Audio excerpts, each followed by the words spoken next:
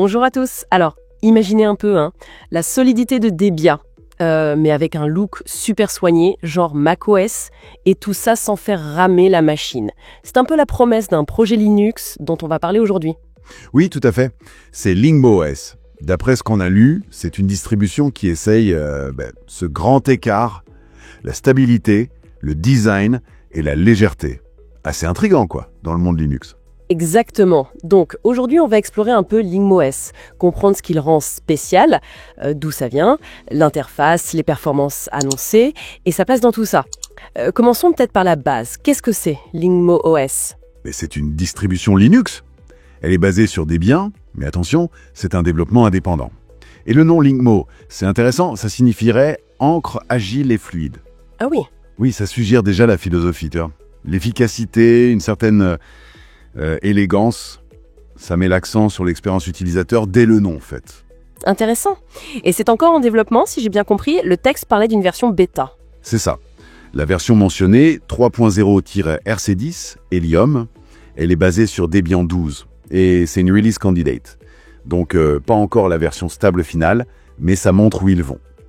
L'inspiration, c'est clairement macOS, mais aussi un peu CuteFishOS, qui avait déjà cette approche d'interface très propre. Justement, parlons-en de cette interface, la Lingmo UI. Qu'est-ce qu'elle a de si particulier à part l'inspiration ? Pourquoi ils ont refait un environnement ? Alors en gros, c'est parti d'une version dérivée, un fork comme on dit, de CuteFish DE.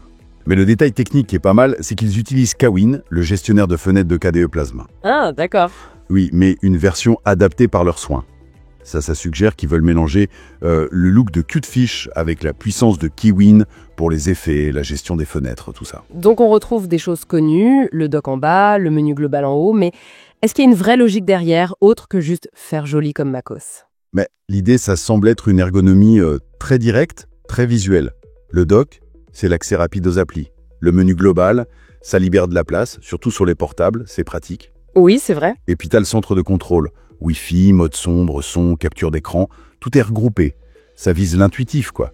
Tout sous la main, dans un ensemble cohérent qui, rappelle d'autres choses, mais cherche sa propre fluidité. Et les performances dans tout ça ? Parce qu'une interface comme ça, avec des effets, ça peut vite consommer. Comment ils gèrent la promesse de légèreté ? C'est un point qu'ils mettent en avant, ouais. La distribution est pensée pour être peu gourmande.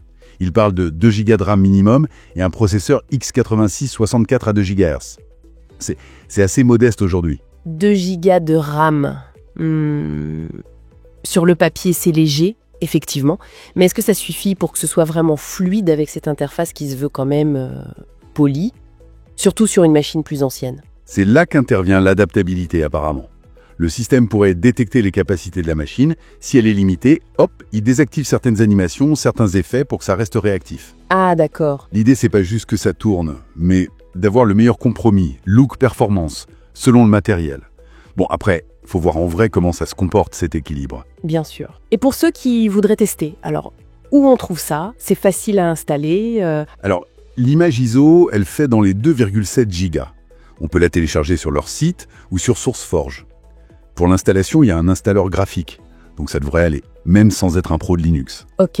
Il propose aussi des guides apparemment. Et c'est open source, j'imagine ? La communauté peut aider ? Oui, absolument. Le code est sur GitHub, donc on peut signaler des bugs, proposer des idées, même participer au développement. Il y a des forums, de la doc, le classique pour un projet communautaire Linux, c'est essentiel pour que ça vive. D'accord, bien compris. Donc, si on résume, LingmoOS, c'est une distribution Linux, base Debian, qui mise gros sur une interface très soignée, inspirée de macOS et CuteFish, mais qui promet de rester légère même sur du vieux matériel. C'est une option intéressante. C'est exactement ça. Elle essaie de se faire une place avec une base technique solide, une esthétique forte et ce souci de performance. C'est un créneau qui peut marcher, oui. Ce qui m'amène à une dernière question. Dans ce monde des distributions Linux où il y a tellement de choix, tellement d'innovations, qu'est-ce qui pourrait vraiment faire que LingmoOS sorte du lot sur le long terme ? Est-ce que le look suffira ou est-ce qu'il faudra qu'ils développent, je ne sais pas, un truc unique, un écosystème particulier pour vraiment transformer l'essai ? C'est toute la question, en effet. Le design, ça attire au début, c'est sûr. Mais pour garder les utilisateurs et grandir, il faudra sans doute plus. Une vraie valeur ajoutée, une communauté forte et active.